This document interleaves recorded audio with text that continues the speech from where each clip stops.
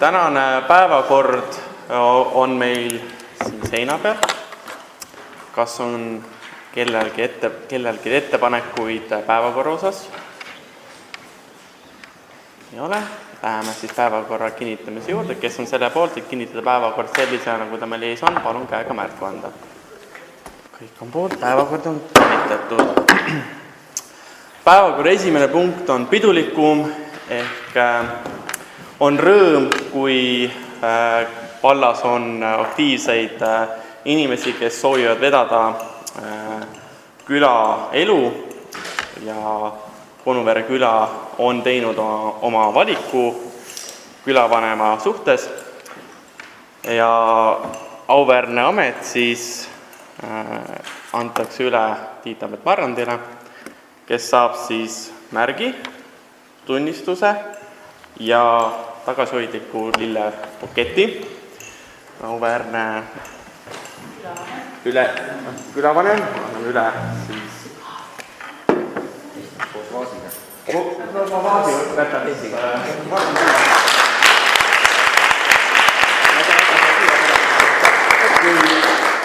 ennast tutvustada natukene siis. Jaa, nimel teate 83 sündin, Igipõline Märja mina, Konoveres nüüd siis 2 aastat paikne. Ja kuna mu eelkäija oli suht tubli mees, siis ega mul seal muud väga teha pole, kui seda Atkra edasi tõmmata ja mis on veel üks probleem. Probleem meil väga ei ole. Probleemid on suures osas juba lahendatud tegelikult, mis puudutab teid tegelikult kaugel juba. Ainuke asi, mis on see Konuvere kivisin, mis on seal tihti meil külagrupis probleemne koht, sest et seal vandaalisetakse kõik korralikult ja see mahajäetud hoone, mis seal on nüüd juba täiesti lagunenud, see on mitte ilus visiitkaart. Aga ma ei tea, kas siin rohtu on, me oleme sellest kordavalt rääkinud. Kuna see kuulub vist maanteametele, siis ma arvan, et käed jäävad tühikseks natukene. Ja mingit on. Kas on kellegi küsimusi? Jah. Mul ei ole küsimust, aga Tambet, sa oled muidu tegelikult ise küla kandimees, eks ole, et selles suhtes on kahju, et sa sinna pole küla vanemaks läksid. Et meil siin oleks ka asjaliku venda tarvis on. Sellepärast... Tulemas küla vanem. Küla, ära võtta ühte küla. Mina räägin, eks ole, aitäh. Ja siis, aga loomulikult mul on hea meel selle üle, et sa võtsid selle ülesande endale. Ja me saame jälle siis ühe võrra nagu ütleme, nii-öelda Märjamaa külavanemat ühendusse siis ühe külavanem juurde. Tigi teine ei olnud nõus. Tähendab, nii ta paraku on, et ma arvan, sa ainult mingi muruniitmise pärast ei läinud sinna, eks ole, nagu mõned külavanemad on läinud selle pärast, et siis niitab muru, kui saab külavanemaks. Ja ei läinud muru. Jah. Kas on need? Eha, palun? Adusega püsti, ei Tambet on tore poiss, ma tunnen teda lapsest saadik ja ta aitas rahvamaa juures väga palju, aga ma tahaks tänada siinkohal hoopis, aitäh Tambet, ma tahaks tänada Veikot. Ma ei teagi Veiko teist nime, aga eelmine kord oli niisugune lugu, kui meil oli Vana-Vigalas volikogu, et mu auto aku ei vuksinud, ma jäin sinna ja Veikoga siis seiklesime mööda Vigalat, otsisime neid igasuguseid tähtsad juhtmeid ja lõpuks sain kuskil 8:30 koju, ma ei tea, mis kell Veiko sai, aga tore mees Veiko oli, aitas. Võtke veel eeskuju, aidake.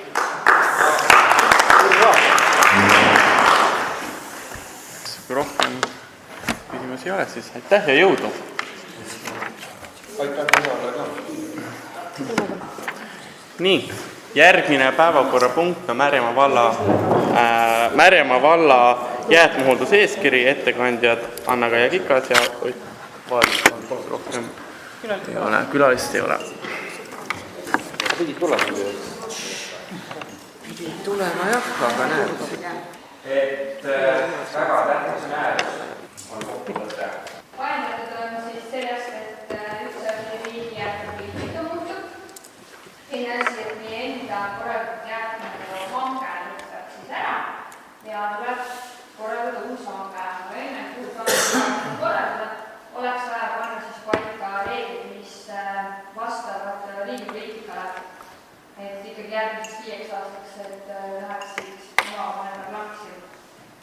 kõige olulisem muudatus, mis tekib, on selles, et kui siiamaani on eramajades olnud üks kohustuslik jäätmeliik, ehk siis segaolmejääde, siis järgmise eeskirjaga ja Riigikogu liikmega kooskõlas on siis 3 jäätmeliiki, mis peavad olema eramajad. Selleks on siis olmejääde, on segaolmejääde, on segapakend ja on biojääde.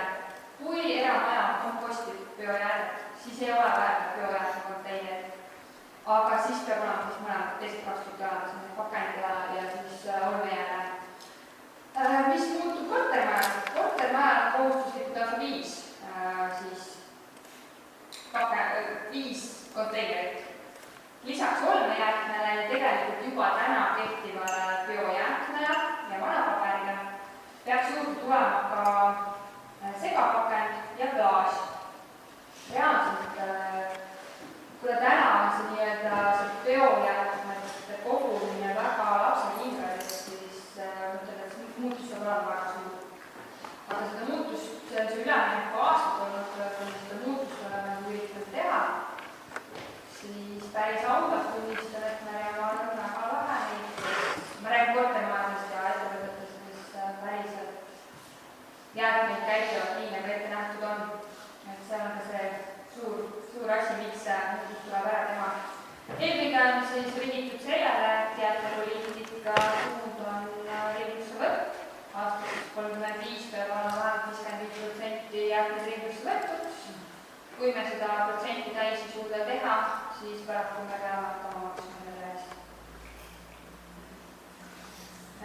Nii palju siis sissejuhatuseks.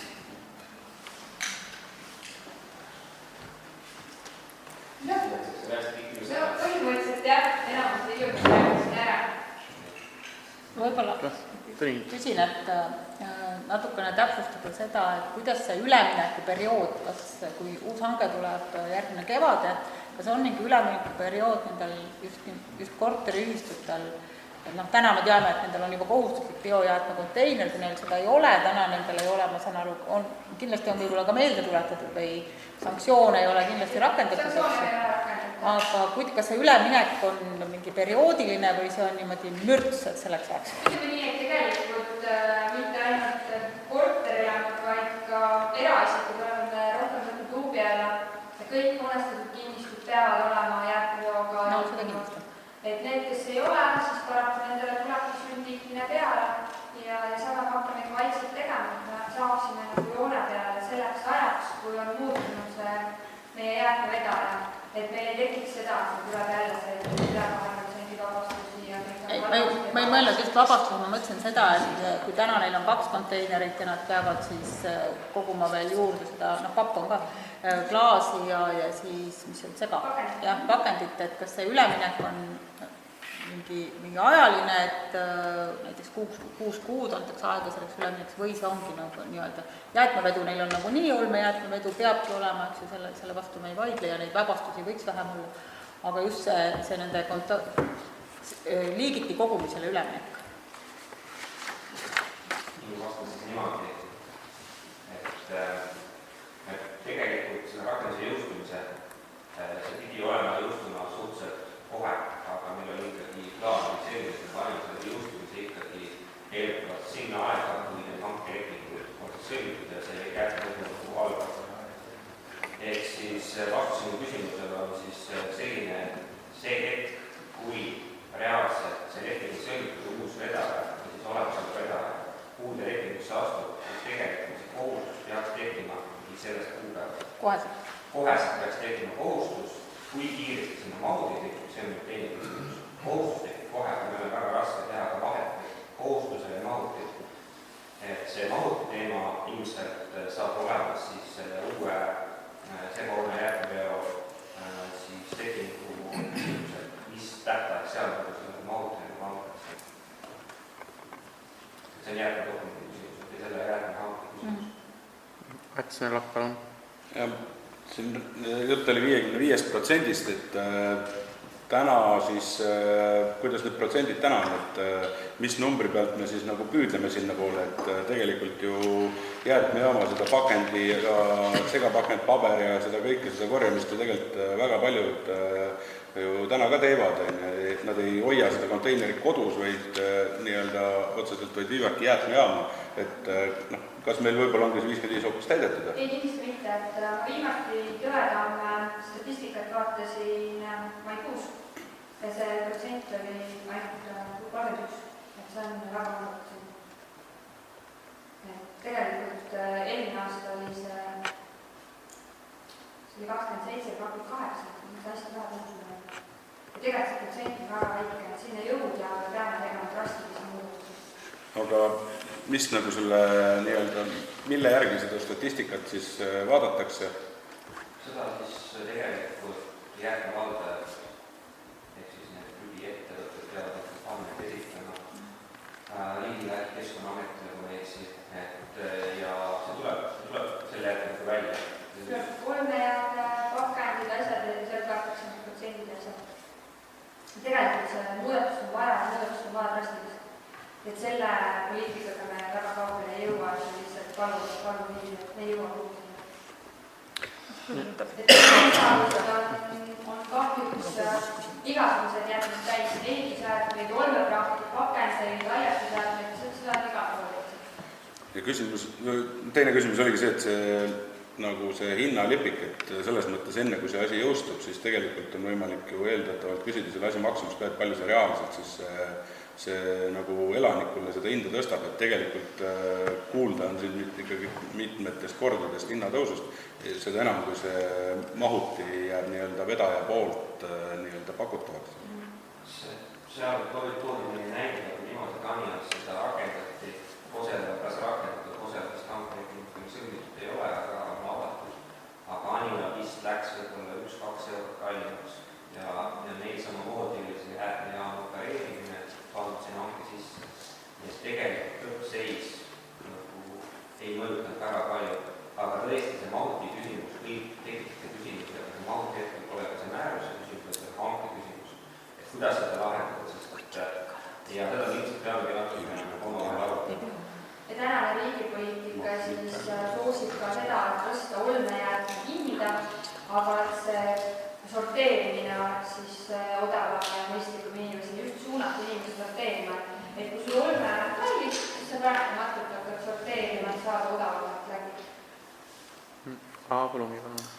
Minu küsimus on seotud ehk määruse ja selle rakenduse poolele, et kas on ka välja arvestatud või teada, kas on riik valmis selleks, et milline tohutu tehniline maht sinna juurde tuleb, et selge see, et see ei käib ainult jäätmejaama kohta, vaid käib ikkagi kõik eramajade kohta, kõikide kohta. Arusaadav, eramajades võib neid konteinereid olla väga mitmesuguseid, eks ole, ja reeglina ongi niimoodi, et biojäätmed tavaliselt komposteeritakse. Aga nüüd see ärapesu, just kuidas nüüd, kas on teada, kui tõenäoline see on, et see kõik rakendub kohe, nagu küsiti, et ülemineku periood, et rakendub kohe, et võib-olla ma kogun küll, kui see sama auto tuleb ja kaldab need konteinerid kõik ühte jäätme ära vedavasse autosse, see asja on sisulist mõtet või ei ole? Tegelikult ongi see, et jäätme auto, kui ta tuleb, siis silmaga sa vaatad, aga ta pani kõik kolm konteinerit ühte autosse. Tegelikult see on 3 kambrit. Et täna juba on liikvel sellised autod, mis võtavadki, praegu on hästi palju 2-kambrilisi autosid, mis võtavad ühte olme ja teise segapakendi peale. Et tegelikult inimesele tundub, et aga ta pani sinna saama kõik kokku, siis tegelikult see on nii, ja need eraldi kambrid nende jaoks. Ja see võimekus on olemas. Et neid vanu nii-öelda 1-kambrilisi autosid on üli vähe vennitud üldse. Triin, ma tahaks toetada seda kodus pakendite äraandmist, sest me teame neid pakendite, neid punkte, mis meil on siin endal Ardapoe juures, endise Ardapoe juures, kus me näeme, kus seal need ajavad üle, siis me oleme pahased valla peale, siis on seal neid pakendeid, see on puhtalt selle inimese jaoks, kes elab Alevis, aga need, kes elavad maapiirkonnas, miks ma pean seda pakendit kuskil korjama, siis autoga seda Alevisse vedama nagu prügivedu, eks ju, siis ma lähen jäätmejaama, oi, konteiner täis. Minul on näiteks endal 240 pakendikonteiner, ma olen jube õnnelik, ma maksan täna 80 senti kuus selle eest ära vedu. Kui ma sõidaks iga kord oma pakendikotiga, vaataks, kuhu ma seda toppida saan, missugune auk, kui ma üldse mahub, eks ju. Et see, et kui inimesel tuleb kodust ta järgi, maksab ta selle 1 või 2 eurot rohkem, on ju võimalus, kas sul on konteiner või see koti, ma eeldan, et see kotiga äraandmise teenus jääb ka, mis on tänagi võimalik. Hajaasustuses on 1 kord kvartalis, see on 4 korda aastas tuleb see auto. Mul käib tihemini, sellest ma nagu tarbin nagu rohkem järelikult. Aga ma ei kardaks seda, sest mujal maailmas on aastaid juba seda sorteeritud 10 erinevat liiki jäätmeid oma keldrites ja siis on viidud jäätmejaamadesse, et me peame sinna maani jõudma. Ja mina olen 2 käel selle poolt, et meil kaoksid tiheasustust alad, linnakeskused on need pakendikonteinerid, kus ei tea, mida sinna sisse pannakse, siis nad on koledad, siis me varjame neid kuskil nurga taga. Siis me paneme need lukku ja siis on kõik paneme lukku, siis nad murtakse lahti, siis on need täna pakenditooteorganisatsioonid, kes need ära peavad ise vedama, eks ju, siis nad ei vasta kõnedele. Loomulikult see tehniline baas, millest räägiti, oli see, et kas meil on selliseid prügiautosid nii palju või, aga see on muidugi ahke teema. Ja mis puudutab korterelamute juures, et uute korterelamute juures on juba maa-alused mahutid, et ei ole enam neid. Ja väga palju toetab ka KIK korterelamute prügimajasid, kus ongi iga see ratastel konteiner on viisakalt seal sees, ei ole neid suuri koledaid roostuskonteinerid, et me peame ajaga kaasa minema. Priit Kärsna, palun. Rohkem meil. Et me arvatasime osavallavus ka, et minu arust nagu Märjamaal üha süvenev krooniline probleem on sellega, et on millegipärast selline arvamus, et kui me sõlmime lepingu või teeme mingi korra, siis hakkab nagu elu toimuma. Aga tegelikult see on ainult juhend nende inimeste jaoks. Et põhimõtteliselt siin võib tuua nagu lõputuid näiteid, kui siin juttu on, et igal pool prügi vedeleb, mis on keelanud siiani teha süstemaatilist järelevalvet. Näiteks etamiitkatuste, plekatuste vastu vahetamine või prügiviolepingute olemasolu ja nii edasi, et kui siin alles siin viimase paari nädala jooksul ka Jägiveres ja bussipeatuse taha veeti koormatuna prügi ja loomulikult on see probleem, aga selle määrusega on ju täpselt samamoodi, et kui see ei ole ühene ja selge, siis see ei hakka nagu hästi toimima. Minu küsimus on nagu selle põhjal see, et kas see kord, mis siin täna rakendub, on kuskil põhimõtteliselt ellu viidud, et miks mul sellised väiksed kahtlused nagu tekivad on, et kui lugeda, et ühelt poolt on mõned sõnastused, võib-olla eesti keele grammatiliselt vaieldavad, et näiteks biojäätmete vedu on kohustuslik, kui ei ole võimalik, mis tähendab ei ole võimalik. On võimalik, aga ei tehta. See tähendab juba, on võimalik, aga ei sorteerita. Kas siis peaks nagu sööklejäätmed ära vedama või mitte. Aga kui nüüd nagu mitte tähte närida, siis et ma ei saa kuidagi nõustuda sellega, et konteinerite hulk on hanke teema või see lause siin, et kulusid ei kaasne, et vallaasutuste kulud muutuvad väga palju, et võtse ei ole mitte kuidagi võimalik, et jutt on paarist eurost, kui kortermajale tuleb täna 1 konteineri või 3 konteineri asemel 5 konteinerit, siis igaüks meist teab, palju täna on konteineri rent, oleneb, mida ta rendib. Ja tähendab, need kulud tuleb meil kalkuleerida, et mis mõttes kulusid ei kaasne. Kulud muutuvad väga palju seoses selle määrusega. Ja siin esitas näiteks konkreetne näite Margit Liire Vana-Vigala kõigeolist küsimused.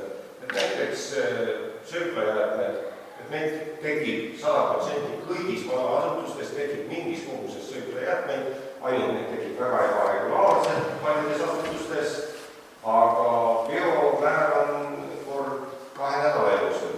Ja veel suurem küsimus, et siin on kooli ümber on hektarites nagu maa-alad, kõik, mis meie haljastus aldab, siin on kirjas, haljastusjäätmed tuleb üle anda käitlejale.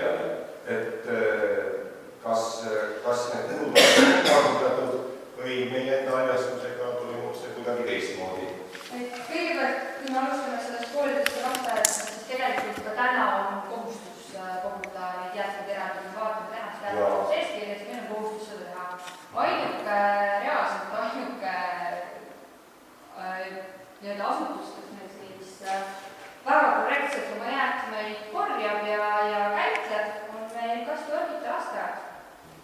Et tegelikult jah, siinkohal ma võin öelda, et halduskoormus on nii suur, et me ei ole jõudnud kõikidele kontrolli teha, aga ma arvan, et see on ka iga asutuse enda asi, et ta peab oma südametunnistusele vaatama, kuidas tema oma jäätmeid käitleb siiamaani.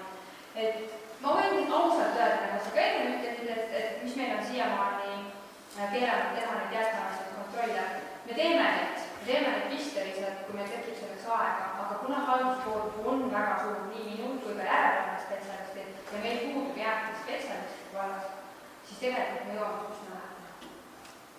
Aga sul oli ka teine küsimus või mul on küsimus, et millal tuleb see kulude kalkulatsioon, et see ei ole teil reaalne jutt ja näiteks seesama haljastusjäätmed, see on väga suur valdkond meie enda valla tegevuses, et kas te tõesti tahate öelda, et siit parkidest ja haljastusjäätmeid hakatakse nüüd isegi, kui Märjamaa jäätmejaam saab valmis, Märjamaa jäämale taha? Parkides me täna laseme luuliivitused Nüüd ei lasta puhuks, nüüd lastakse vallidesse, siin osale pakkeks, nii edasi, aga see ei ole ju selle määruse põhjal nõuetekohane tegevus. haljastusjäätmete kogumine ei ole ainult kohas. Meil on see planeeritud arenes ja siis Orgita küla ja siis Sõrte küla. ja need on koguma, jah. Lisaks korterelamutele koguma,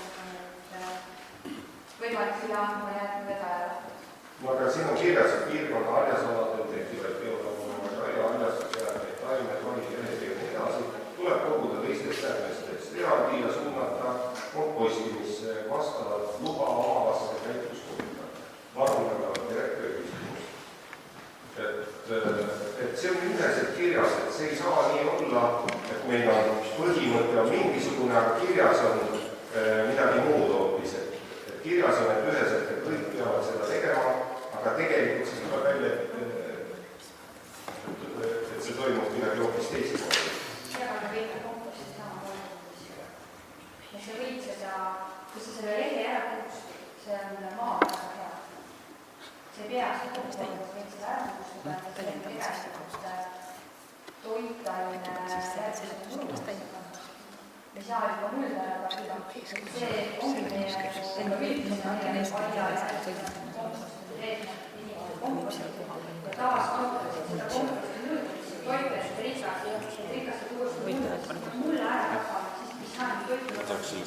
Ma saan väga hästi aru, kas see osakonnal Kuulame. haldusosakonnast tegevused toimuvad. Tänan. Tegelikult reaalsus on liikuma Eesti, et me mitu aastat oleme ikkagi tuustanud neid lehed sinna. Mul on küll täis need küsimused, aga ma teen ettepaneku, et kas seda asja ei nimetada mitte multsimiseks, et kas selle võiks eeskirja sisse kirjutada, et seal kinnistul tekkivad haljasjäätmed võiks vist kinnistul multsida. Et see võiks just. Kas siia tuleb kalkulatsiooni juurde? Siis kulusid see kaasa toob vallaasutustele ja eraasutustele ja firmadele? Seda on hästi keeruline teha, sest seal on väga palju muutujaid. See on näite, et kui me paneme hanke tingimustesse sisse, me paneme sisse, kus me arvame mõte oli, et siis mahutit annab meie siis jäätmevedaja. Mahutit toob tema kohale ja sul ei ole midagi muud teha, kus muused jäätmed sisse panna. Sellisel juhul me saame hästi kiiresti minna üle sellele järgmisel aastasel protsenti juba palju kõrge. Sellepärast, et inimesed tekib huvi seda kohe hakati nii-öelda sorteerima, sellepärast, et üks on tasuta, aga teine on tasuta. See on esimene argument. Teine võimalus on see, et me ei pane seda mahtusena sisse, või kui palju me mahtusena sisse paneme. See kõik mõjutab ilmselt seda hinda ja lõpphind teeks ju kõigile selle teenusele tuleb läbi hanke. Ja need on olemasolevad hankihinnad on olemas, aga me ei tea, mis need uued hankihinnad võivad tulla. Me võime siia panna võib-olla selles osas siis välja need kehtivad mahutite rendihinnad, aga see on ka kõik, eks ju, see on ainult mis me siia oskame välja tuua. Kõik maailma muutuses, et me ei saa see hanke algustega lõppu üldse planeerida. Ja hanke tingimused on sellised, me teame ka seda ka, et sinna Maardusse äkki Valju Eesti keskkonnateenustel siis toidujäätmete toidu või biojäätmete ümbertöötamise tehas, aga see ilmselt kaastab biogaasi. Et me ju ei tea, kes võidab ja kuhu seda nagu veetakse. Me saame ette ennustada asja, mida sa ei tea.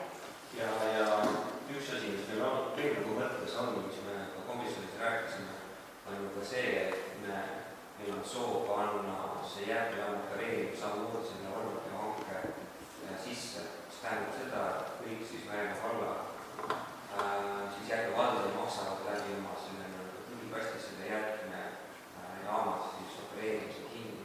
Mis tähendab seda, et otseselt valla eelarvest läheb see kulu otseselt välja, aga see läheb kaudselt siis meie kõigi hinna sisse.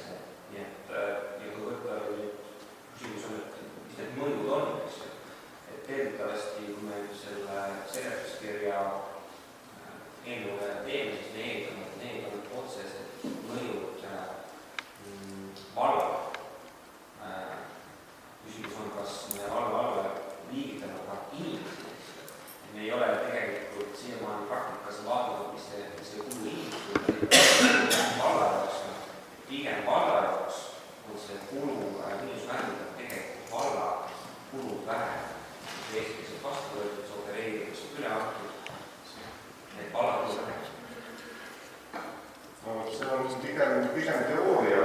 Ütleme, kui siin oli ka juttu, et ma saan aru, see on näha, et inimesed on nagu ülekoormatud, aga küsimus on, millele tegevus keskendub.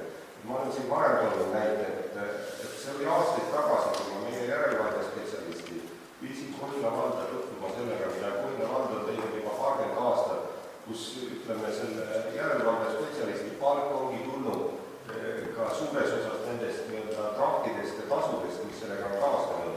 Seal ainuüksi liiklustegevusega oli eelarvesse planeeritud mingitel aastatel 10 000 sisse ja küsimus on asja süsteemsest kättevõtmisest. Seda võivad aerofotode põhjal teha ka meie liiklusspetsialistid väga lihtsalt sõites ringi vaadata, kus on uued katused, kas need on vormistatud või need ei ole vormistatud. Kas meil on, mitte ma ei räägi kolkast, kas meil on tihe asustuses Märjamaal, kas meil on täna põhjata need ütleme reoveemahutid, kus jookseb põhjavette, millega keegi ei tegele, sest jälle meil on aega teha. Seda kindlasti teeb, kas on põhja või põhjata. Tema ütleb sulle, et see on põhja. Me oleme Keskkonnaametiga käinud kontrollimas seda asja. Jaa, kas seal on edu peal, need tšekid on olemas, et elanike arvu järgi need kulud on ju näha, mis seal veekulud olla saavad. See on sellised asjad, et üks asi, mis mina ei leia trahvi inimest kuidagi muudab. Et mina leian, et see suhtumine, ma räägin seda kõigepealt rahulikult ja räägin selgitada, miks see on nagu valesti, mida meie ootame ja mis on tema nagu, kord ei ole teadnud sellest, et nii ei või teha. Et tegelikult väga palju inimesi ka, näiteks toon hea näite, käisin eelmine nädal objektil, seal oli kuhjatud lademete seadmeid, läksime siis kohale, majas kedagi ei olnud, see oli telefonidel omaniku kätte, leppisime järgmiseks päevaks kohtumise kokku. Suures kapu ilmus, tema koristas kõik need lademed ära, võttis oma viimased sendid, kutsus auto järgi ja järgmisel päeval, kui me läksime sinna, siis ta oli jumala hirmus, et kas ta nüüd saab trahvi. Ta oli lihtsalt telliskivi jätnud, mis ta tegelikult tahtis ära purustada ja siis kasutada teetäiteks. Telliskivi jäädud, kui me teame, et purustada ja kasutada teetäiteks. Inimene oli lihtsalt nii hirmul, et vald tuleb teed selle trahvi, aga meie tahtsime teda lihtsalt nõustada, et mida ta saab sellega ette võtta, mida ta saab sellega teha. Ja tema oli väga suur üllatus, et kas vald ei tule, et teed trahvi, kas ta tõesti tuleb ja nõustab. Ja ta julges küsida veel pärast seda, et okei, et lähte vaatama, mul on vaja, aga tegelikult veel paar asja, mida ma tahaks küsida, mis ma nendega peale hakkan. Et aga ma mõtlesin, et ma peidan need ära, et muidu ma saan trahvi. Et kas meie töömeetod, et me nõustame inimesi esmalt, mitte trahvi on olemas? Ma arvan, et see arusaamine on selles mõttes väga ekslik. Meil on täna väga lihtne kord ja te räägite, et ei suuda selle täitmist jälgida. Ja nüüd, kui me paneme ühe konteineri või 2 või 3 asemel 5 või 8 ja siis suudame seda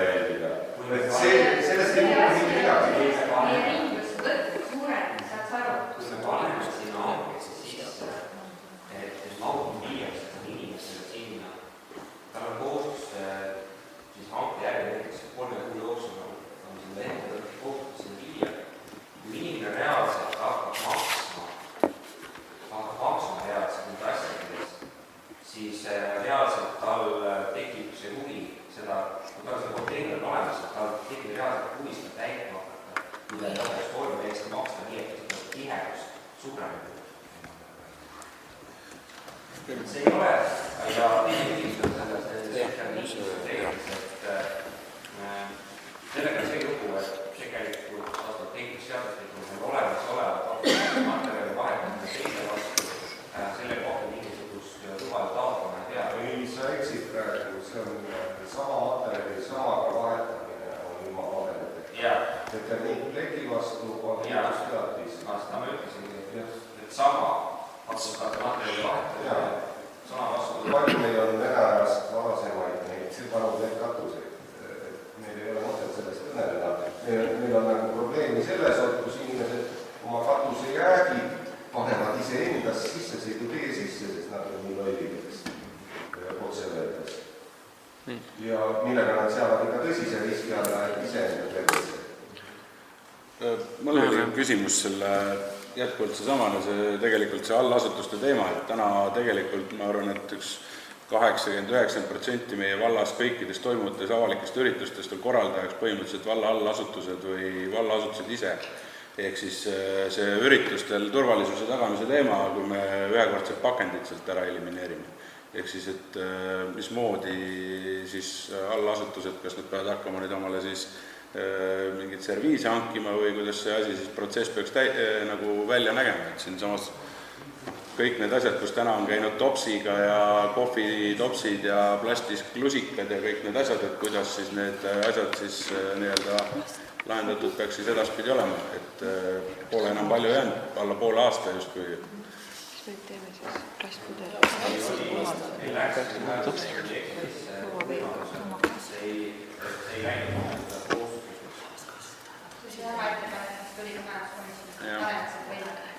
Võimalikuks ja siis, aga ega see selles mõttes see asi, seda, kui see selline võimalikuks ka on, tegelikult peaks olema mingi nägemus vallal, et mismoodi see tulevikus peaks välja nägema, et siis selles mõttes seda sama asja peaks nagu nii-öelda ikkagi selles valguses nagu natuke nagu edasi ka mõtlema nii-öelda, et mitte, et see, et jätame selle võimaluse ja las ta siis olla, et võimalust ei olnud ja kasutame ühekordseid.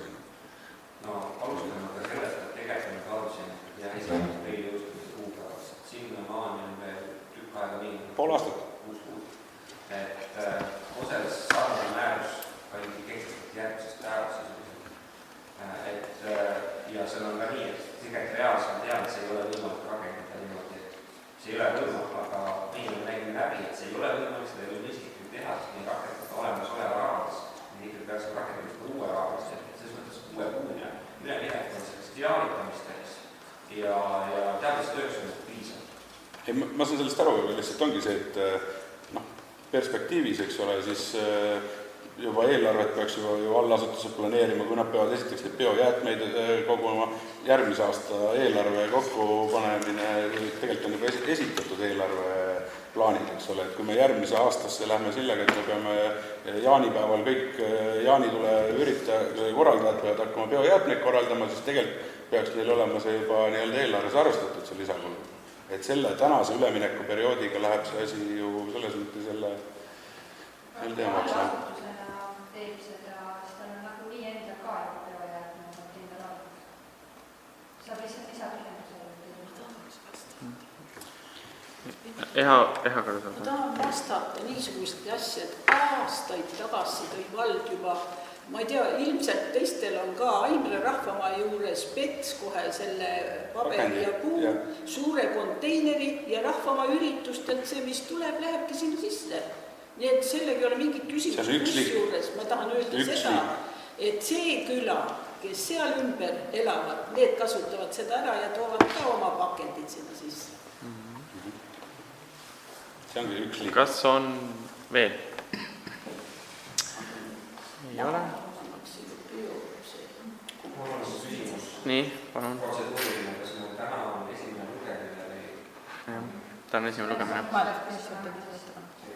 Ja majanduskomisjoni kuulame.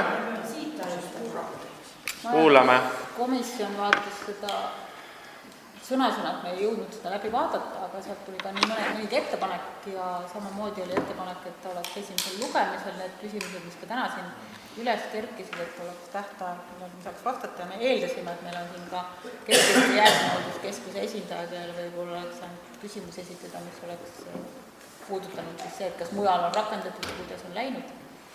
Et ettepanek on esimene lugemine teha, et Keskkonnaamet peab seda samamoodi ju veel pärast seda lähekski nii-öelda Keskkonnaametile kui siit nõustumine. Et aga me nõustuks ju sellega sellisel juhul, et need ettepanekud, mis meil on tulnud, läheksid sinna sisse ja selleks Keskkonnaamet, kui Keskkonnaamet teeb nüüd omapoolsed ettepanekud, siis ta tuleks uuesti meile lugemisele. Et see on siis järgmisel... Kui jõuab selleks kui jõuab järgmisel... Et noh, siis kuidas jõuab, siis me sellega siis... Nii, kuidas see jõuab? Ja oli ka see küsimus, et just need, see on hästi pikk ja mahukas dokument, aga need nagu täna sa alustasid, Anna-Kaia, sellest, et mis nagu muutub, et see oleks nagu kuskilt üks-üheselt nii-öelda lühiversioon kodanikele, et puust ja punaseks, kuidas on siis kas mingi tabeli näol, jah, selles mõttes, et mis siis hakkab muutuma? Tegelikult on väike plaan, et... Lihtsustatud kord nii-öelda. Jah, et me ikkagi käisime suuremates külades ja ka nendest kogukondadest, kus me tegelikult on juba huvi tundnud selle vastu, käisime ka tutvustamas seda, et mis nagu muutub, et kuna tegelikult kord ju muutub väga palju, et siis inimesed oleksid juba eelnevalt teadlikud. Veiko Üleja, palun. Et mul ka küsimus lõkete kohta. Et seal oli lõketest kirjas, et biojäätmed ei tohiks enam siis põletada. Et suhteliselt mõistlik asi, et praegu on meil probleem. Põletavad mingi väike lehehunnik, märjad pannakse põlema, siis ta seal päev otsa või pool päeva vähemalt suitseb ja terve alev on suitsu täis. Et nagu kasu on väga vähe, aga just eakamad inimesed teevad seda. Ja siis jah, võib-olla torkab veel sinna põhja veel midagi sisse ka ja siis muidugi, eks naabrid jägistavad, et enam ei saa toas olla, ei saa pesu kuivatada, mis iganes, et see asi jah võiks nagu ära lõppeda, et korralik lõke, korralik puit, mitte väga mõnus, aga just see lehtede põletamine või kartulivahe ja mis seal kõik on pandud. Voks ikka või? Jaa, ei, kui voks, ta põle ilusti, ta ei tossa, aga just need vared, lehed, asjad. Ja muru, ja muru, jah, täpselt, et... Ja aga nende lehtedega on see sama teema, et kui me võtame näiteks selle meie kooli murutraktori, mis on juba suht võimas nagu traktor, põhimõtteliselt, ta ei kannata reaalselt mulčimist selle lehe koguse juures, mis seal maas on. Ehk põhimõtteliselt me peamegi teda täna, eks seal kinnistujates vallidesse. Aga nüüd on küsimus, et kui mul ehkraamaja juures, et nagu ma ka kirjas mainisin, meil on terve koolidena väär, on vaba teemaa. Et ma täna selle riisun kokku, et ütleme seda tohutut tamelete kogust, mulle peale kompost pidada, kui ma seda tuletada või, et kas ma siis teelin nüüd siis osakonnast järele, et ma riisusin tuge kõige oma lehed ära, sest see on vallad terveks maas. Et see ei ole pistmist minu tundiga. Ja põhimõtteliselt, jah, väiksed puhud küll, ma olen nõus, et kui on võimalus, siis saab mulčida, aga näiteks traktori, see näide siin meil sellega üritas turustada, et rihmad teenivad välja ja see tehnika selleks ei sobi. Ja kui on teist tehnikat vaja, siis on leivad veel küsimuseks. Mis senine põletavad siin. Ei, see on küsimus, et nüüd need samad lehed, mida ei ole nagu kompostid, mis tegelikult kuuluvad vallale, kas tapet ära või mis sõnast? praegu on tervise kõrval, et tegelikult need puulehed seal ääres, kui meil täna isegi ole liitmiste kohustuse nõuet enam tiheasustusaladel, siis need lehed seal ei hängi mitte midagi. Et palun ära kiisu neid siis kokku. Liiklusloodusest nad ei mõjuta. Aitäh! Sellega loeme siis esimese lugemise lõppenuks. Aitäh! Küsimus on see, et kuidas see teine lugemine tuleb? Et see oli siis, kui Keskkonnaamet on oma... Aga siis teisel lugemisel võiks olla ikkagi Keskkonnaameti see juures, jah. Kesk-Eesti esindaja. Tegelikult pidi ka täna tulema, aga millegipärast tuli mingi kohtumine ette, et ta ei saanud tulla. Me väga loodame, et ta järgmine kord on kohal. Aga see ei pruugi nüüd järgmine kord juhtuda, jah? Ei, see ei pruugi, selles mõttes järgmine kord, kui meie tuleme. See oleneb nüüd Keskkonnaametist, kui kiirelt nemad meile vastavad ja siis me saame juba edasi tulla. Nii, 3. päevakorrapunkt, vallavara võõrandamine enampakkumisel Tõnumaa küla rahvamaja kinnistu alghinna vähendamine, ettekandja Villu Karu, palun. Tere! On siis teist korda volikogu ees Tõnumaa rahvamaja kinnistu hinna otsustamine. Nüüd alates varasuvest kuni siin sügiseni välja on seda kinnistut saanud pakkuda alghinnaga siis oksjonil 15 000 eurot. Ja olenemata sellest, et mõni üksik huviline on ka teda vaatamas käinud, ei ole keegi konkreetset pakkumist teinud. 3 korda on saanud siis teda oksjoni seal keskkonnas niimoodi üleval hoida ja mingid tulemused ei ole olnud. Valitsuse otsusel on siis volikogu ette tuldud taotlema alghinna alandamist ja ettepanek on siis, et 15 000 asemel võiks alghind olla näiteks 10 000 eurot. Alustuseks majanduskomisjon. Majanduskomisjon toetas seda. Kas on veel küsimusi? Ei ole? No. Hääletamise juurde, kes on selle poolt, et vähendada siis summat 10 000 euro peale, palun käega märku anda. Kõik on poolt. Järgmine päevakorrapunkt, vallavara võõrandamine enampakkumisel, Marjolase kinnistu alghinna vähendamine. Ettekandja Villu Karu, palun. Selle eelnõu sisu on põhimõtteliselt sama, et ta oli pakkumisel siis enam-vähem sama pikalt kui ka see Tõnumaa rahvamaja ja küll väiksema alghinnaga, mis oli siis 10 000 eurot, aga jällegi ühtegi pakkumist ei tulnud. Oli ainult üks huviline, kes lähemalt nagu tundis huvi selle varjualuse kinnistu soetamiseks. Tema pakkumine oli muidugi palju kordades väiksem kui siis volikogu oli selle alghinna, enampakkumise alghinna kehtestanud.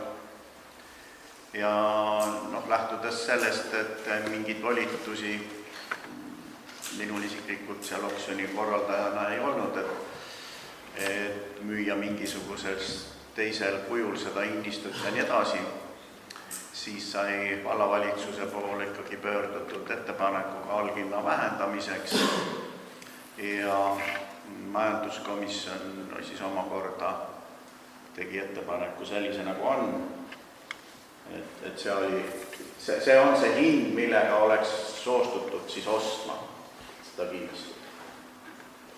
Aga tänane ettepanek oleks siis ikkagi alghinna vähendamine ja uuesti oksjonile. Alustame jälle majanduskomisjoni seisukohaga. Majanduskomisjon toetas seda ettepanekut. Kas on veel? Ei ole. Läheme hääletamise juurde, kes on selle poolt, et vähendada Varjulase kinnistu alghinna 2000 euro peale, palun käega märku anda. Kõik on poolt. Olemegi jõudnud viimase päevakorrapunkti, milleks informatsiooni esimene punkt on ülevaade Märjamaa valla teedest, ettekandja Annika Korbel, palun. Tere ka minu poolt, et eelmine nädal majanduskomisjonis alustasin nii-öelda teehoiukava tutvustavat osa siis sellise slaidi ettekandega ja majanduskomisjon arvas, et see omab mingil määral sellist head ülevaadet, mis meie hetkeseis teedevõrguga on ja et volikogu võiks olla ka kursis. Teehoiukomisjon on ka koos käinud ja teehoiukava ka vaadanud ja et majanduskomisjonis jäi ta nii-öelda siis menetlusse hetkel. Et seda, mida seal täpselt räägibki, saab siis protokollist ise juurde lugeda. Aga täna siis selline kokkuvõtlik ettekanne. Märjamaa valla teedevõrk, et käimas on riigi tellimusel siis tervikteede inventeerimine, et osadel omavalitsustel on need juba tehtud, päris paljudel on need pooleli. Ja sellega seoses siis üksipulgi käiakse kõik see teede nimekiri läbi ja vaadatakse üle ka need teekilomeetrid. Et selle pooleli oleva inventuuri tulemusel siis hetkel on meil siin 581,5 kilomeetrit teid.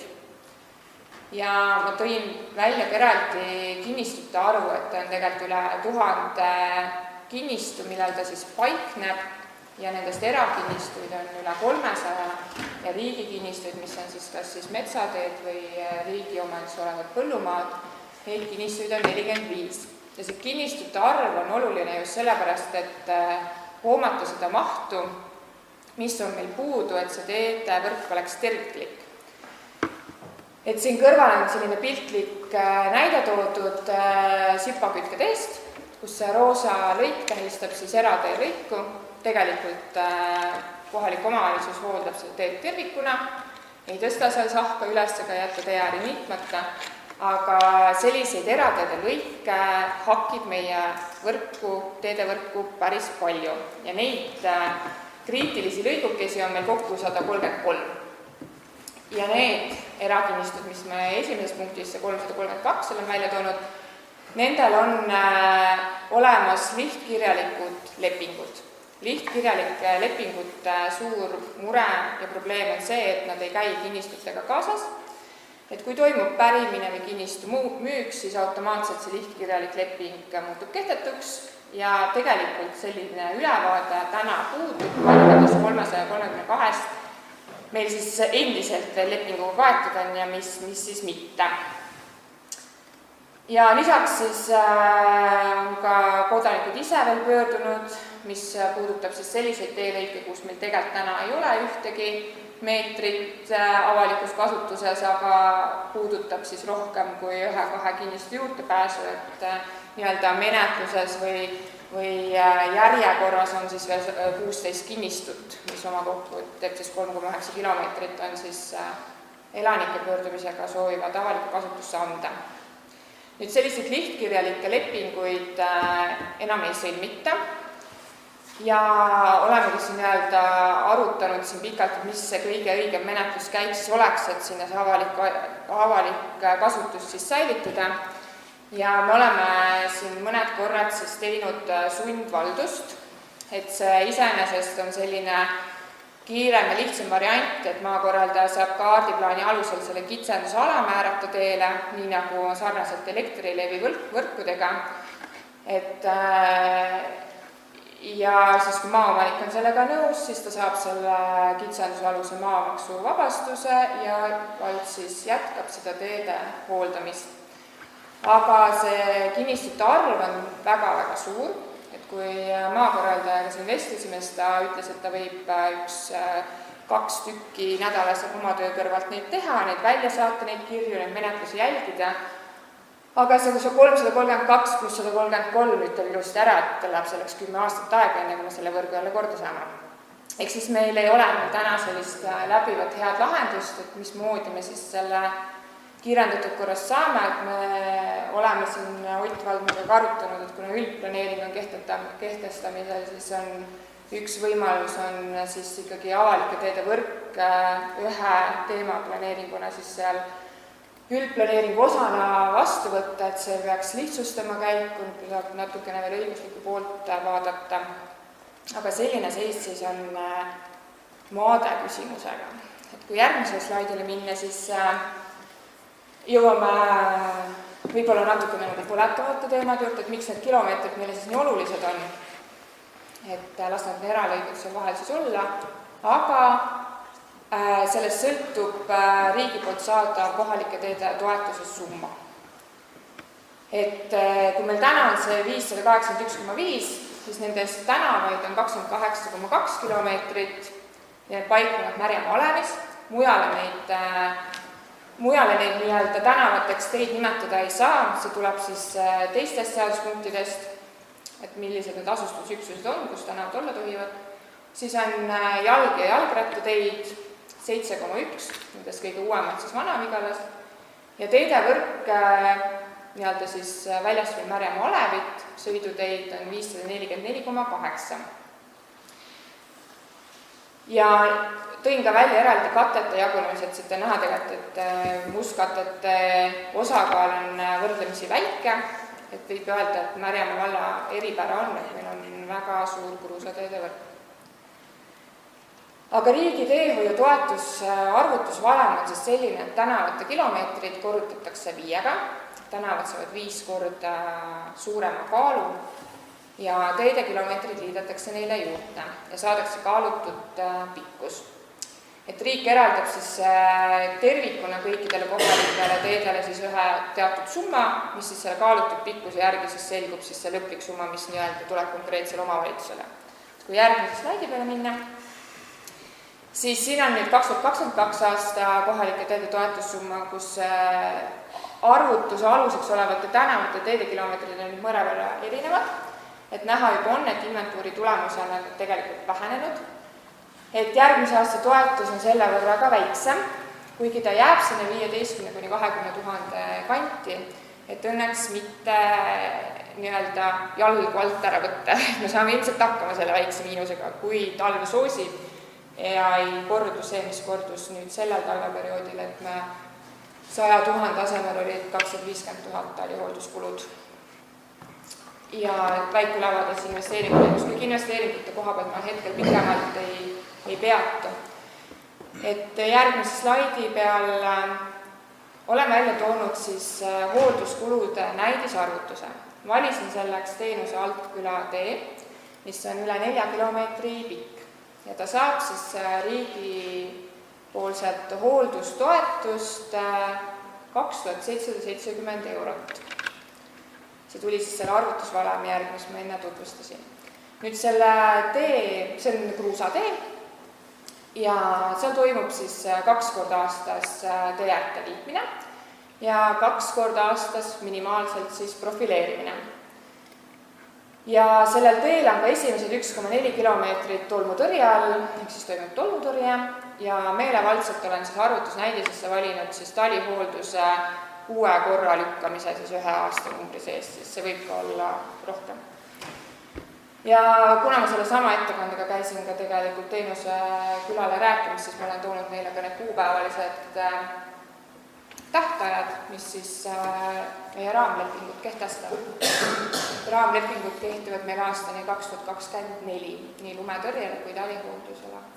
Lumetõrjele ja talihooldusele, nii suvehooldusele kui talihooldusele. Sõnad lähevad üldse. Aga et selle tee nii-öelda selle riigi summa, et kui kõik need kulutused siit maha võtta, siis tal jääb justkui siin 214 eurot ju veel raha alles, et kuhu see raha siis läheb.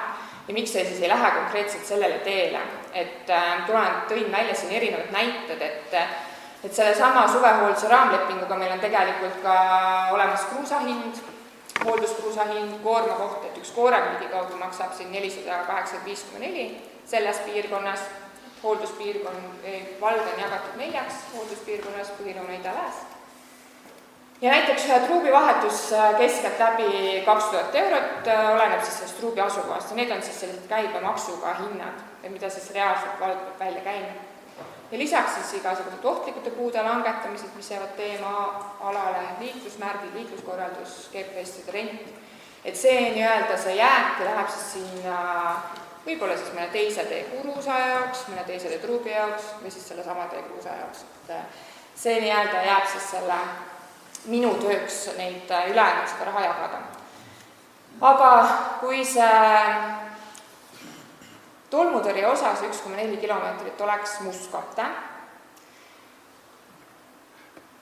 see ma juba hüppan ise järgmise slaidi juurde, et ühesõnaga see 1,4 kilomeetrit oleme meil eraldi välja toonud, et kui ta oli täielikult 100% on tee tolmutõrje all, siis tal seda jääki enam ei jää. Ehk siis see tolmutõrje ligikaudu ongi selle riigi toetuse suurus meie tänase hankelepingute järgi. Aga et kui järgmisele slaidile liikuda, siis kulude kalkulatsioon, kui see esimene 1,4 kilomeetrit on mustkatel. Need pindamise ja alusehituse hinnad on võetud tänased hinnad, et need eelmine aasta olid need kordades väiksemad, ehk siis arvutuse alus on siis koos käibemaksuga 11,1 eurot ruutmeetrile koos aluse ehitamisega, aluse all siis peetakse silmas circa 6 sentimeetri paksust kruusekihti. Ja selle lõigu pindamine, selle 1,4 kilomeetri pindamine, sellel 4 meetri laiusel teel läheb siis 62 000 ja peale natukene maksma. Et investeeringu tagasi, ilmselt teede investeering kui ei teeni mitte midagi tagasi, et seda kalkulatsiooni me siin nagu arvestama ei hakka, sellised nagu infoks. Aga et mis siis saab edasi? Et see 1,4 kilomeetrit on nüüd siis mustkattel, seda peab siis ainult liitma 2 korda aastas ja talihooldus. Kaob ära siis profileerimiskulu mõlemal ringil ja tolmutõrjekulu. Ehk siis nüüd juba sellest riigi poolt saadud summast jääb sellele teele, kui konkreetselt teelõikes vaadata, alles juba 665 eurot. Ehk siis kui hetkel on selle lõigu hoolduskulud aastas ainult selle esimese 1,4 kilomeetri oma, siis ligikaudu 1500, siis uue lõigu puhul oleks selle aastakulu 2560. Ehk siis kordades väiksem hoolduskulu aastas. Aga me liigume nüüd siis veel edasi. Et kas see hoolduskulu ikka väheneb, et tegelikult see hooldus pinnatud teed nimetatakse siis põhjusega vaesemehe asfaldiks, et seda pinnatud teed tuleb siis teatud intervalli jooksul ka üle pinnata. Et ükski pinnatud tee selline liikluskoormuse all ta ei ole nagu jääv, et asfaltkatted projekteeritakse enamasti 30 aastaks, siis pinnatud teega tuleks arvestada selle 8-aastase intervalliga, millal siis vähemalt see ühekordne uus graniitkilukiht siis sinna peale panna. Et see 8 aastat tuleb siis riigi teehoiukavast, kus on see vähima liiklussagedusega küll 500 autot ööpäevas, pindamise interval 8 aastat, aga et senised pinnatud teed, mida me oleme siin jälginud, näitavad, et see 8 aastat tuleb kohaldada ka meile. Et siin olen näitena välja toonud Piiri Mullamaa, Kasti Lokut ja Nihu Ohulepa, mis tegelikult seda 8 aastat ära ei oota, mis me oleme tegelikult üle pinnanud. Ja Nihu ja Ohulepa tähendab sai 2020 endal katta, aga praeguse paikvaatluste tulemusena ilmselt tuleb ikkagi varem üle pinnatu 8, et see tee seisund säiliks.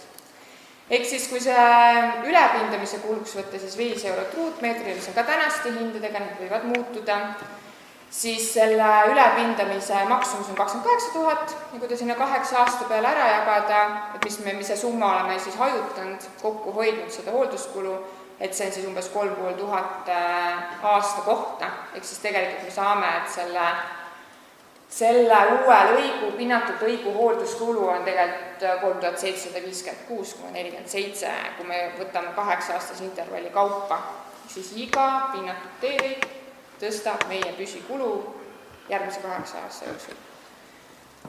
Ehk siis siin on nüüd see pindamisintervallide tabel, et ma väga kaugele ajalukku ei läinud, et siin 2018 ette. Ja pindamise ruutmeetrid, et kui me oleme siin 25 000 ruutu pinnanud, siis oleme siin vahepeal ainult 6 000, siis 40-42 000, siis need tegelikult seal 3. tulbas on siis välja toodud, mis aastal me peame hakkama neid teid üle pindama. Muidugi igat teed vaadatakse eraldi, kus on liiklussagedused väiksemad, siis kannatab võib-olla kauem oodata, kus on tihedamad, tuleb jällegi tihedamini pinnata. Ja need hinnad, mis seal viimases tulbas on siis need, mis on tänaste hindadega ülepindamise maksumus. Eks me juba oleme täna võtnud endale aastasse 2026 kohustuse 130 000 eest, siis need pinnata üle. Ja see alumised 3 rida siis on natukene heledama värviga need võimalikud ruutmeetrid, mis jäävad ka ikkagi sinna 25 000 ruudu juurde, et see võib-olla oleks siis see meie võimekus, mis järgmise 3 aasta jooksul juurde pinnata. Et meie nii-öelda need tulevased püsikulud ei ületaks siis väga suuresti, et ei tekiks selliseid fenomenaalseid hüppeid, nagu siin 2021 on olnud, me oleme väga tublisti siin pinnanud. Aga selline seis on selle pindamise ja meie teedevõrguga üleüldiselt, ehk siis kui nüüd teehoiukava teie ette jõuab, siis see kadalipp ja see analüüs, mis need teed tegelikult läbinud on ikkagi väga pingsalt ja väga teadlikult on neid lõike kärbitud, mis pindamisele läheb. Sest et riigipoolsest hoolduskuludest või hooldussummadest, nagu te nägite, siis tegelikult me ei ole võimelised neid üle pindama, neid teedevõrku hoidma sellisena, nagu me investeeringu toel neid rajama. Ehk siis me peame järjepidevalt laenu juurde võtma ja see laen ei tohiks siis katkeda, sest et ilma järjepideva hoolduseta me tegelikult ei ole võimelised seda teedevõrku säilitama. Aitäh! Küsimusi? Kas on küsimusi? Priit Kärsna, palun. Samale kus rääkisime ka, et siin on 2 momenti, et selles suhtes tänaste pindamishindadega nagu täiesti nõus, et kui seal vaatasime seda sama meie Naravere lõiku, et sealt tekkiski küsimusi, et kui kaugele see täpselt ulatub ja mis seal täpselt sees on. Aga kui üks lõik on pool selle piirkonna eelarvet, siis isegi kui koolitus seal peal liigub, siis tekkis täitsa küsimus, et peaks edasi arutama, et kas seda teha tasub. Teiselt poolt muidugi, kui nüüd täpseks minna, et siin on selle hoolduskuluga vist see nagu jäetud välja arvestamata, et kui me seda nüüd 8 aastat, et me ei pääse juba kruusa peale teada, mis on siin nagu olevõtluseks arvestatud, et seda enam, et kui siin rääkida süsteemsusest, siis minu arusaamine on see, et meil teede osas nagu läheb selles osas hooldus nagu järjest paremaks, et Annika on meil üle hulga haridusega teedespetsialist ja ka see planeerimine on paranenud, aga mis puudutab seda kruusade osa, et siin on ju täpselt need samad tegurid, mis mõjutavad ka seda pealevedu, et mida siin mõned talvel kui lumelükkaja ei suuda lükata nii, et ta ei lükka poolt kruusa sealt pealt minema. Ja siis tuleb ööblimees, kes väidab, et see on nii kitsas tee, et teil oli küll tingimused 2-poolne kalle, aga ma lihtsalt teen ühepoolse niimoodi, et siis oli siin meestel ka vist teisi näiteid, kus meil on suht hiljuti nagu remonditud kruusateed, kus tegelikult on tehtud viimasel ajal sellist hooldust, mis hävitab ka selle päris kiiresti. Ütleme, et just nagu see väike täpsustus, et kruusa osas, et võib-olla sa oskad isegi kommenteerida, et kui sa võrrelda liiklus peale, et palju siis tegelikult selle 8 aasta jooksul peaks sinna peale vedama, et see mõistlikult samasugune säiliks? Jah, ma ei toonud selles mõttes see võrdluseks kõrvale, et mis siis saab, kui seda sama teenus Altküla teed siis ilusti 10 sendi kruusaga katta ja mis selle nii-öelda kordus säilitusremondi intervalli siis on, et see tegelikult oleks hea see lisada. Aga kruusa ruutmeetri hind koos käibemaksuga on 2,8. Et kui me räägime alus pluss pindamine, see on 11,1, siis me jõuame selle võrgu palju kiiremini läbi käia. Et jah, siin oli meil päris palju ka pinnatud teid, et pinnatud teile me üldjuhul kruusa säilitusremonti ei tee, me teeme ainult hädapärast tee tasandamist, et sõiduautoga saaks liigelda seda hoolduskruusast. Ja suvised hoolduse lepingud on mõnes mõttes teedevõrgu kaitseks, mõnes mõttes töövõtja kaitseks, natukene meie eelarve miinuseks oli ka see, et kui meil tuli üle kulu lumetõrjel, siis põhimõtteliselt olime kergelt öeldes patiseisus, meil tuli leida see lisaraha, mis siis volikoguga tegelikult kinnitas, see 40 000 sinna juurde tõsta, et lepingud ütlevad ette aastamahu kruusa peale ei ole. Ja seda aastamahtu hanke järgi võib 25% vähendada. Täna me olemegi miinimumi selle aasta peal, aga tänu sellele lausele ei saa me täielikult hoolduskruusa välja jätta, ehk siis ta on ikkagi nagu meie teede kaitseks. et hoolduskruus läbivalt on küll väiksed mahud, aga me liigume samm-sammult selle poole, et ligikaudu 1000 tonni piirkonna kohta, ehk siis 4 tonni valla kohta on hoolduskruusa maht, mida siis jagan mina siis teede spetsialistina ja vastavalt siis sellele, kuidas teed on siis talve vastu pidanud ja mis need kriitilised kohad siis tekkinud on ja välja tulnud on. Et see on jah, sellise järjepidevuse poole pealt. Aga mis puudutab seda investeeringut, siis see oleneb jällegi liiklussagedusest, tolmutõrje osakaalust, kruusatee üks asi on muidugi see hoolduskvaliteet, teine liiklussagedus, siis mis lihtsalt tolmutab kruusatee pealt ära, et öeldakse keskelt läbi, et 1 sentimeeter aastas kulub. Ehk siis 10 aasta pärast on umbes see tee samast seisust tagasi. Aga noh, see pealeveo hind või ruutmeetri hind ikkagi mängib siin rolli, et kui üks on 2,8, teine on 11,1 selle pindamisega, pluss siis sa teed ülepindamist ka selle 5 eurose ruuduse ühikhinnaga, et kruusateed on odavam ülal pidada ja need on lihtsam hooldada. Mul oli küsimus et seal 3,9 kilomeetrit tuleb juurde nii-öelda, et lisaks sellele, et seal vallalt edaspidi on hoolduskulu, selle omandi võtmisega seoses, millised kulud sealt vallale tulevad? Mõõdistamised või kõik need vormistamised? Kui me räägime sellest sundvaldusest, mis on, ma jah, alustasin selle jutuga, et ta tegelikult on kõige nii-öelda mõistlikum selle menetlusprotsessi poolest ka, et maakorraldaja teeb ise selle kitsendusala kaardi peal valmis ja saadab selle teavituse maaomanikule ja siis juba ainult vallavalitsuse korraldusega seatakse su sundvaldus, et ei tule minna notarisse, ei ole mõõdistamiskulusid, et ta on ikkagi nagu rahalises mõttes on ta ainult tööjõukulu. Sundvaldusega kaasneb kindlasti ka sundvaldustasu, see peab olema igal pool sees iga sundvaldusel. See on kokkuleppel maaomanikuga. See mingisugune tasu ikkagi tuleb? Ei pruugi, sest me ju hooldame ikkagi seda teed. Me ju võtame mingid seisundi tasemelt, me sellele teele seame, et kui maaomanik on sellega nõus, et ta saab tegelikult selle profileerimise, teeäärte niitmise, siis ta tegelikult on, ta ei pea. See on ka väga hea maaomanik, kes täna teades... No tänasel hetkel need, kes vabatahtlikult pöördunud on, siis üldjuhul nad ei tule ise teed pakkuma, et valla käest saada sundvalduse talumistasu.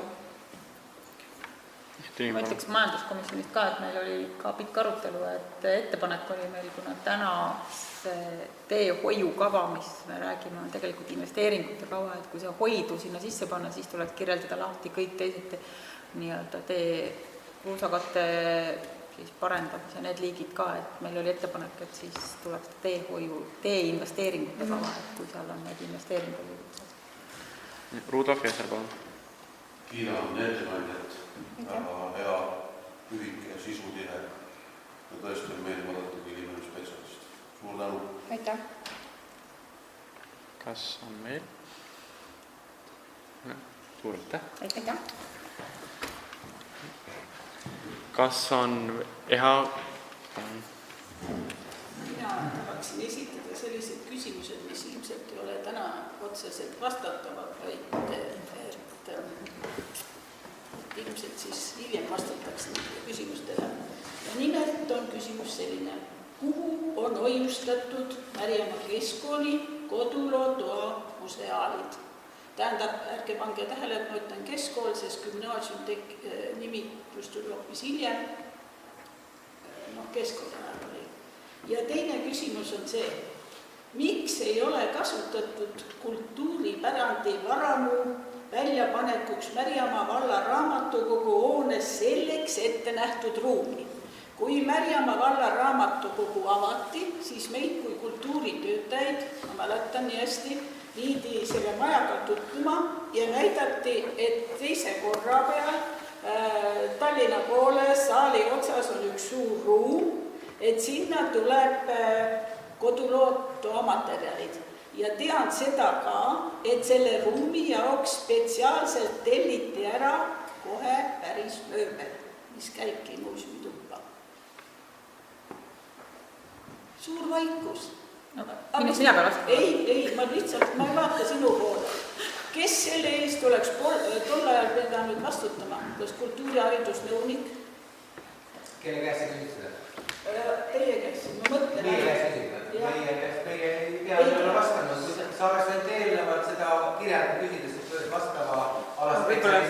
aga kes see on? Ei ole täna pädevad inimesed küsimusele vastavast. Ma siis võib-olla nii palju võin öelda, et tõepoolest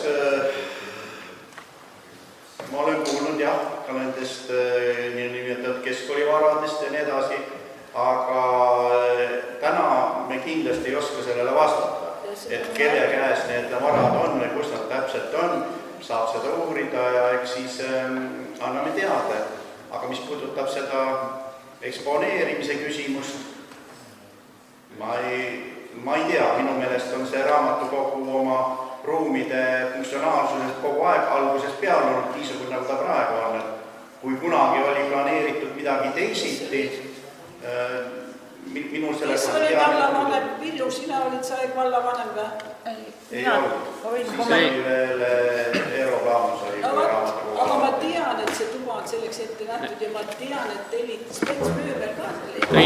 Mina tean, mina olin seotud selle ehitusega, siis seda on kogu aeg nimetatud muuseumitoaks ja seal on ehitushanked, olid vitriinid, kus saab siis erinevaid näitusid ja minu teada ka seda kasutatakse näituseruumi. No jah, aga kus see materjal on, tead, inimesed on minu poole pöördunud. Aga see ei olnud kindlasti see, et seal hakatakse eksponeerima kooli just ainult seda. Kallis inimene, see on loogiline, see on järjepidevus, see on meie eelkäijate suur töö, mis ära tehti. Seal käiaksegi erinevad näitused. Mina ei ole siin koolis käinud, vaata, ma ei tea nendest asjadest, aga minu poole pöördutakse nüüd, et sa istud seal, et tõstata see küsimus. Mina võin Aibrist rääkida. Aga ma ei tea sellest midagi, aga ma olen kuulnud, et Elsa Jõgisal oli see ja ma olen tead niisugust asja, et spetsnimekiri oli, kui inimesed annetasid endale vägevad vanad sõidutekid, igatsust asjad, siis andsid selle vastu isegi allkirja, et ta oli andnud. Ja räägin teile veel üheks, et see on kõigile teadmiseks. Me peame niisuguseid asju teadma. Ma käisin eile Elga Koo juures. Ma ei tea, kui palju teie Elga Kood mäletate, aga Elga oli eluaegne laste raamatukogu töötaja ja raamatukogutöötaja, sest tema tegi Nuku ringi ja värke. Kahjuks on Elga 88-aastane ja ta ei mäleta täpselt kõiki asju, mis seal muuseumide materjalides olid. Aga ta rääkis niisuguse loo, millest mina jälle näiteks ei teadnud seda, et see, mis on praegu Maxima kauplus, mina tean seda, et see oli Alevi lasteaed, kus mu oma poisidki käisid, et ta oli olnud parteikomitee hoone kunagi, siis kui ilmselt oli Märjamaa reoon veel, ja vaat seal tuli esimene televiisor Eestis tuli välja, see oli ka siin muuseumi taas on, esimene televiisor, kus siis Alevi rahvas läks telekst vaatama, rahval ei olnud ju kodus. Mina võin näiteks öelda, Tambet läks ära, aga mina käisin Tambeti vanaisa juures, meie külas ainuke rikas mees oli Reose Karm, kes ostis selle televiisori, tal oli üks poolik tuba ja meie külarahvas käisin seal telekst vaatamas. Ja Elga ütles, et nemad käisid seal vaatamas seda ja et see oli ka muuseumi materjalides. Aga see on ju see on lugu, see on meie pärandi lugu. See on nii tähtis, me võtame mingid totrid määrusi, tuleb sealt ülevalt alla nagu see jumal eelmised põlvkonnad, kus nad neid lehti põletasid ja riisusid või kaapisid. Kõik jäi maa rammuks ja nüüd lähebki uueks, vaadake maa hommikul, ma vaatasin. See pole küll siia jutt, aga ma räägin teile niisuguse jutu, kui näidati, sa vaatasid oma hommikut. Vaata, lõikab oal varre pealt ära, jätab juured mulda, et rikastada mulda. Aga mis me teeme? Kaabime veel kokku vead ära. Ma arvan, et selle vastused siis äkki valitsuse poolt tuleb. Jah, väga toda. Muidugi, kui juba uurite, mind huvitab ilmsesti see ka, et kui Mesila Tõnu vallast lahti lasti, eks ole, siis tema toas oli tohutu materjal, ma viisin ise sinna ka midagi. Ja mõtle, mul oli nii häbi, kui see naine, kes Alevist minu kätte tõi, need olid Aimre Võisa karjavõistjad, mille te seal maha tõmbasite samamoodi, ära lammutasite. Selle karjavõisast olid selle naise lapsed leidnud fotosi ja kirju, väga ilusad saksakeelsed, sest see Breili oli kirjavahetuses Saksamaal mingi tead. Aga tema tahtis, et mina viin selle Aimre Rahvamaa muuseumi tuppa, ta teadis, et ma tegelen seal siukse asjaga, ma ütlesin, mina mõtlesin, et mida ma sinna viin, et minul on seal kõik Kastimõisa ja see kultuurihariduslugu, et see Karjamõis rohkem nagu, et viin Mesile Tõnu kätte. Ja kui ma hiljem küsisin, see naine ütles, et kas need materjalid on alles, siis ma ütlesin, ma viisin Tõnu kätte, et ma uurin, ja kui ma hiljem Tõnu käest küsisin, ta ütles, ta tea nendest midagi. No kuidas ei tea, kui ma viisin talle? Aga kus need, Villuar on ära seal, ma tahan teada, kus need riiulid täied, seda, mis rahvas viis ja kus need materjalid on saanud. Kas ta oleks nende... Ma ütlesin, et me uurime, et ega ma tuleb praegu vastata. Vaat nüüd on teil uurimist. Aitäh!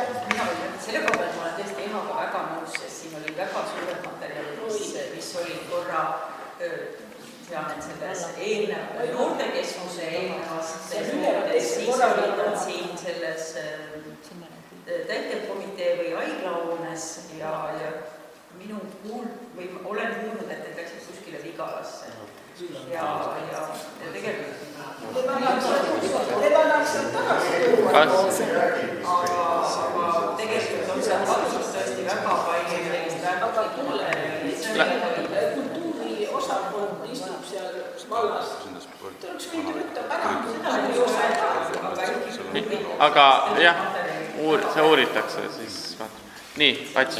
Ma tahtsin eelmine kord oli meil siin teemaks energiakulud, et nüüd on üks sügisene kuu juba ja koolid on ka töös olnud, et kuidas meil selle eelarvega seis on, et see elektrienergia ja kõik see, et kas on juba eelarvet hakanud juba miinusesse jooksma selles osas või küte ja elekter või on praegu veel reservi on?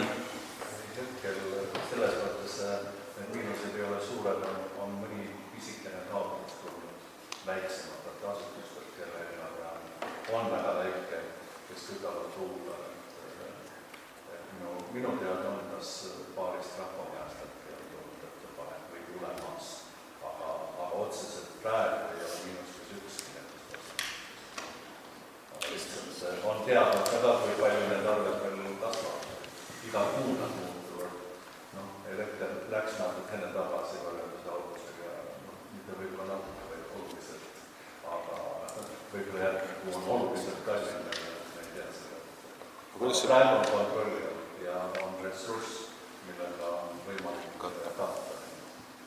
Kas siis see hange, mis eelmine kord, et see pellet ja elektrienergia? Ei ole ülevalmistamine. Ettevalmistamisel aga üles riputatud mina. Ma olin küll ära nädal, ma ei oska vastata, aga ma ei näinud vähemalt kodule. Ei elekter, aga võttes seda. Kaugelt on, kas kohe jõud üles või... Okei, äkki siis ikka tuleb jah seal? Loodame. Kas on veel? Ei ole. Sellega loeme siis sellekordse volikogu istungi lõppenuks. Aitäh osalejatele, jääge terveks ja kohtume järgmisel istungil.